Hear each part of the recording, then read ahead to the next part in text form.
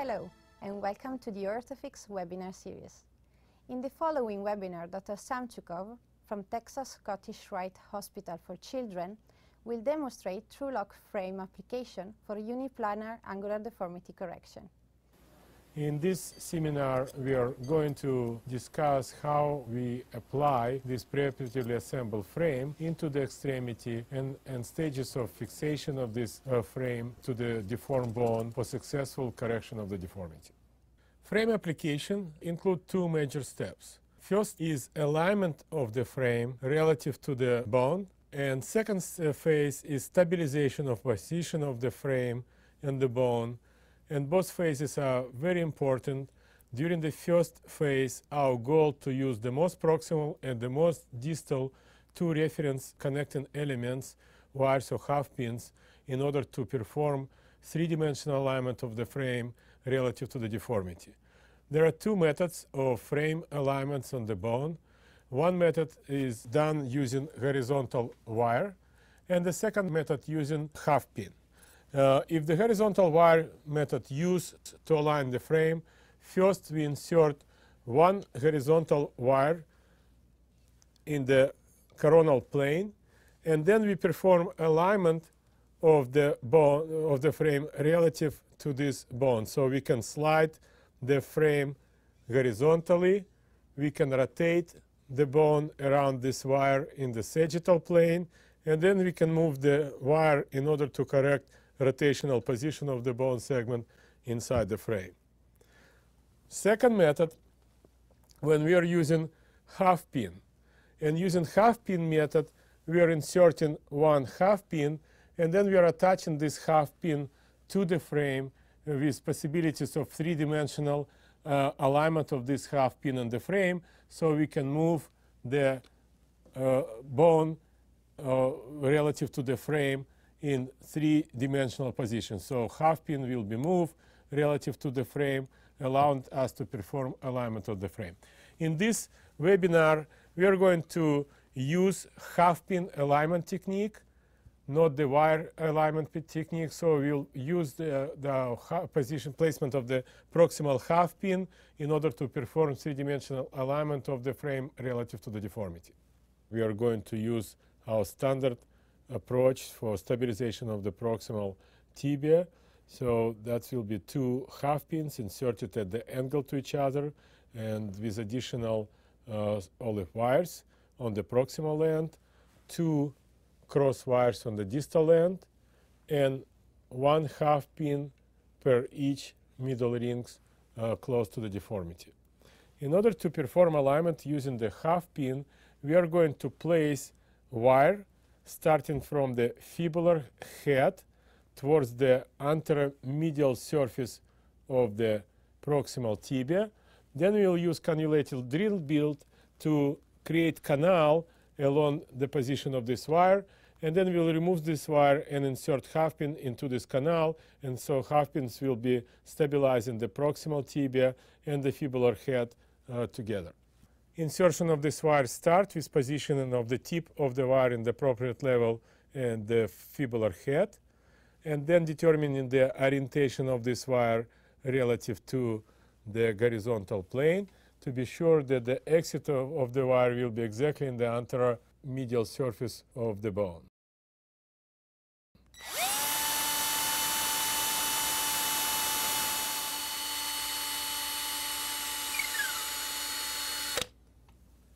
The next step is to create canal along this wire using cannulated drill bit.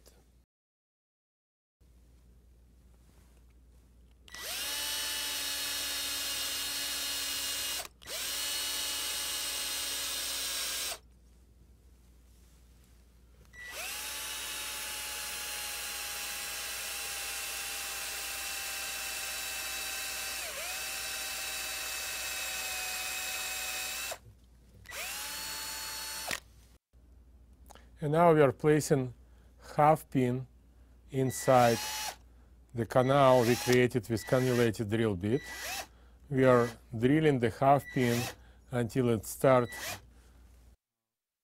capturing the fibular head, and then we will complete our half-pin insertion manually using T-wrench.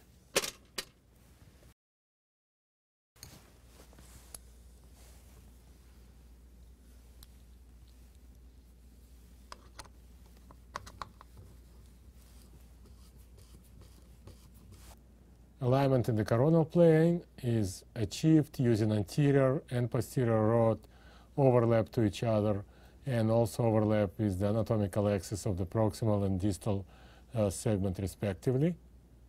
Alignment in the sagittal plane achieved using the distance between the anterior rods of the double ring blocks and the tibial crest.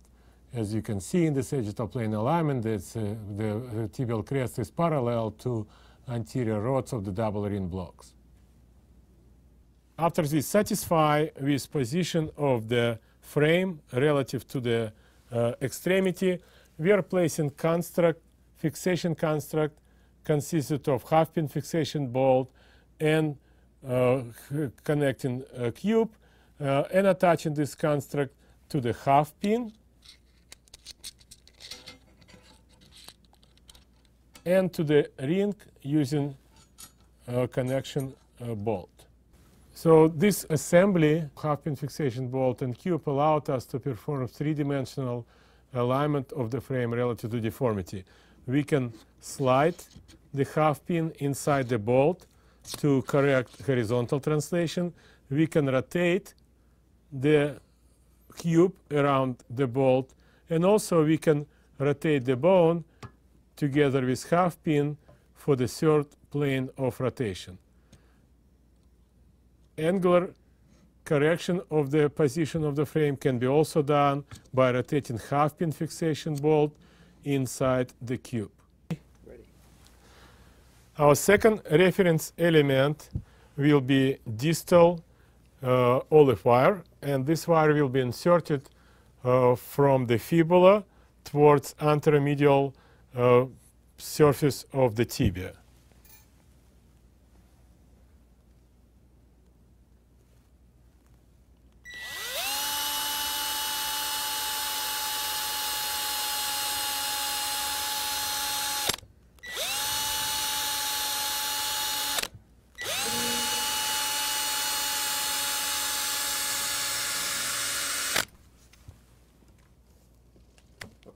Keeping frame alignment, this wire is attached to the distal ring of the double ring block with two wire fixation bolts.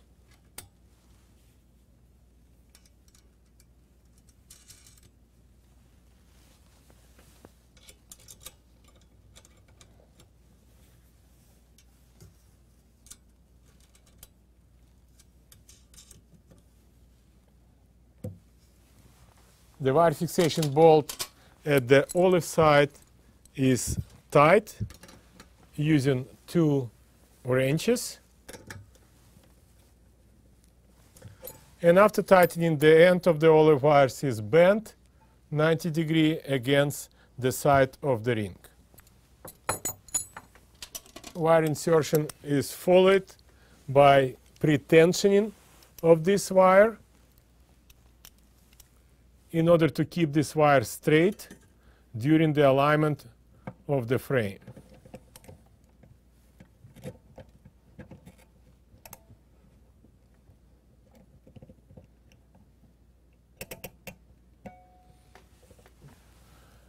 After pretensioning of the distal reference wire, we need to confirm our alignment again in all three planes. So we are using anterior threaded rods for alignment in the coronal plane.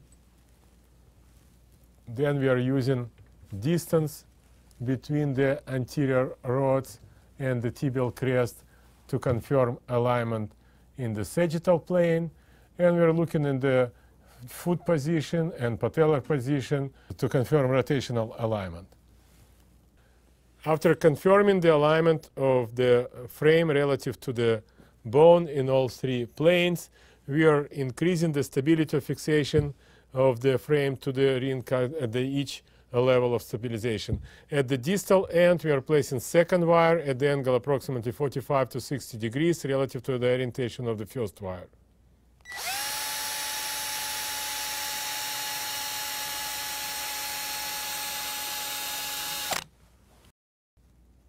The second wire also connected to the ring using wire fixation bolts.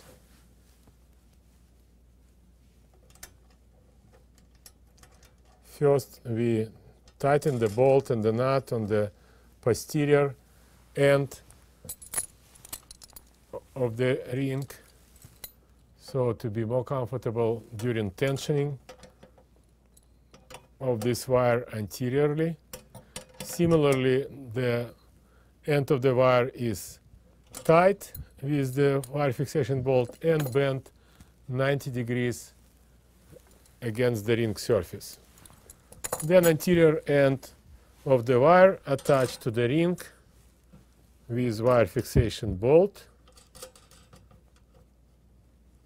and these two wires ready to be tensioned simultaneously using two wires tensioners. Tensioning of two wires achieved first by placing the second tensioner along the wire until the tensioner head against the ring, and then releasing the tensioning from the first wire, which was pre-tensioned just for alignment. This followed by squeezing the handles of both tensioners simultaneously until tensioning approximately 130 kg is achieved. After that, the nut of the wire fixation bolts are tightened using wrenches while holding the head of the wire fixation bolt with the tensioner.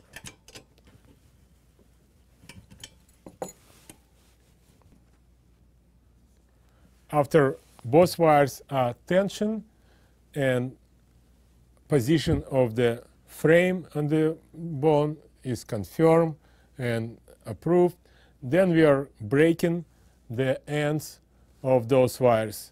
We are doing this by bending the end of the free end of the wire parallel to the surface of the ring.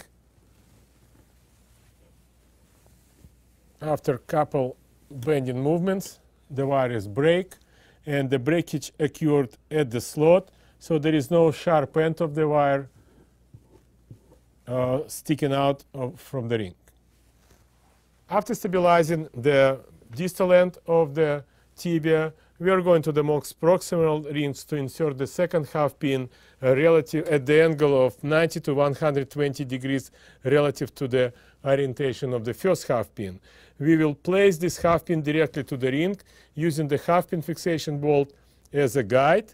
So we will place in the half pin fixation bolt first, and then we are inserting the half pin using this half pin fixation bolt as a guide.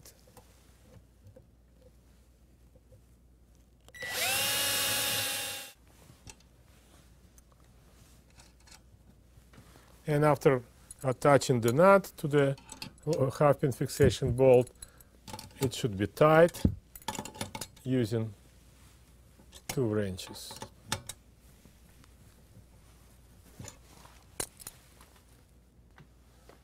True lock tensioner is a squeeze handle tensioner with tension achieved by placing the wire into the head of the tensioner and squeezing the handle of the tensioner until 130 kg indicator mark is reached.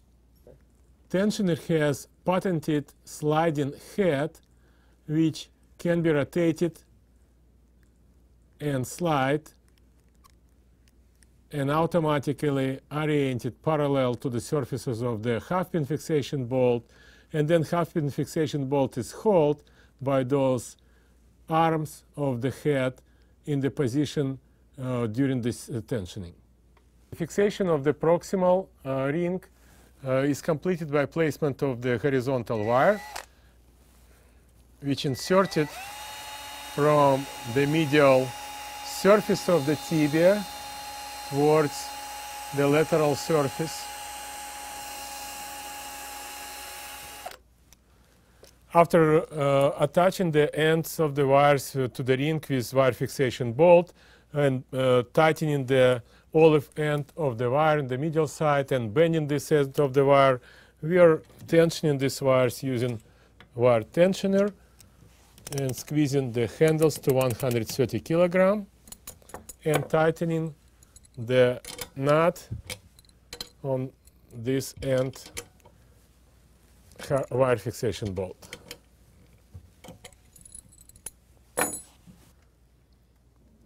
Stabilization of the most middle ring's proximal distance is achieved by using one half pin. In order to identify the area for the half pin placement, we are placing our two fingers on identifying the middle crest of the tibia, and then we are using a half pin to find the appropriate hole for positioning of the half pin fixation bolt. Half pin inserted into the medial face of the tibia using half pin fixation bolt as a guide. With the slight pressure on the head of the half pin fixation bolt, we can place this half pin exactly parallel to the surface of the ring. The last pin is inserted onto the proximal ring of the distal double ring block in the similar way using the half pin fixation bolt as a guide. And placement of this half pin completes the stabilization of the frame on the deformed bone.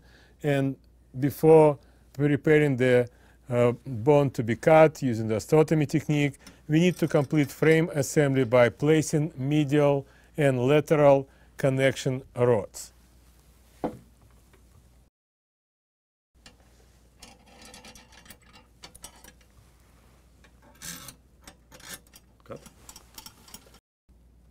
After completion of frame stabilization by attaching medial and lateral threaded rods into each double ring block, each bone segment is rigidly stabilized to the frame, and we are ready to perform our osteotomy.